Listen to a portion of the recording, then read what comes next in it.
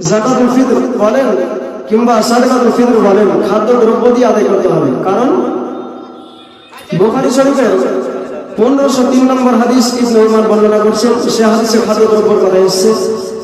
বুখারী শরীফের 1506 নম্বর হাদিস আবু সাঈদ খুদরি বলেছেন যে আমরা রাসূলের যুগে 100 পরিমাণ খাদ্য দ্রব্য, 100 পরিমাণ জব, 100 পরিমাণ খেজুর, 100 পরিমাণ পনির, 100 পরিমাণ খিসমিস দিয়ে আমরা খাদ্য দ্রব্য যাকাতুল ফিতর বলেন কিংবা সাদকাতুল ফিতর বলেন আমরা খাদ্য দ্রব্য দিয়ে আদায় করতাম। শুধু তাই নয়, বুখারী শরীফের 1508 নম্বর হাদিস, সে হাদিসটিও হযরত আবু সাঈদ খুদরি বর্ণনা করেছেন। তিনি বলছেন যে আমরা রাসূলের যুগে 100 পরিমাণ খাদ্যদ্রব্য, 100 পরিমাণ খেজুর, 100 পরিমাণ জব, 100 পরিমাণ খিসমিস দিয়ে আমরা যাকাতুল ফিতর আদায় করতাম। তাহলে সেই হাদিসের ভিতরে যাকাতুল ফিতর অথবা সাদকাতুল ফিতর খাদ্যদ্রব্যের কথা এসেছে। এবার বুখারী শরীফের 1509 নম্বর হাদিস হযরত আব্দুল্লাহ ইবনে উমর তিনি বলছেন যে আল্লাহ পাক রাসূল লোকদেরকে নির্দেশ দিয়েছেন যে তোমরা ঈদের সালাতে যাওয়ার পূর্বে যাকাতুল ফিতর আদায় করবে। কেননা যদি যাকাতুল ফিতর ঈদের নামাজের পরে আদায় করো তাহলে সেটা যাকাতুল ফিতর হিসাবে গণ্য হবে না, সেটা সাধারণ দান হিসাবে গণ্য হবে, সাদকা হিসাবে গণ্য হবে। এই মর্মে হাদিস ইবনে মাজাহ শরীফের 1827 নম্বর হাদিস, আবু দাউদ শরীফের 1609 নম্বর হাদিস ইবনে আব্বাস বর্ণনা করেছেন। ইবনে আব্বাস থেকে হাদিসটি বর্ণিত। দুইটা হাদিসের ভিতরে একই কথা এসেছে, কিছুটা শব্দ ভিন্ন হতে পারে।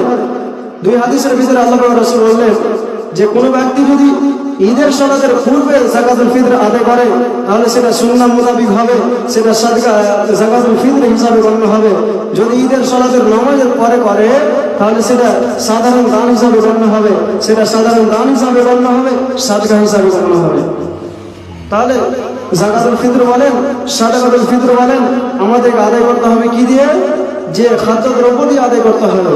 অনেক মানুষ বলে, অনেক আলেম ওলামা বলে, আমি অত আলেম নই যে বলতে যাব, অনেক আলেম বলে যে উমর বিন আব্দুল আজিজের জামানায় টাকা দিয়ে যাকাতুল ফিতর আদায় করা হতো। টাকা দিয়ে যদি আদায় করা হতো, রাসূলের জামানায় কত টাকা ছিল? তো রাসূল তো পারতেন দিতে, তো রাসূল দায়ী। উত্তম হবে কি? আমরা উত্তম হবে কি যে আল্লাহ পাক রাসূল খাদ্য দ্রব্য দিয়ে আদায় করেছিলেন, আল্লাহ পাক রাসূলের সাহাবীরা আদায় করেছিলেন, আমাদেরকে খাদ্য দ্রব্য দিয়ে আদায় করতে হবে।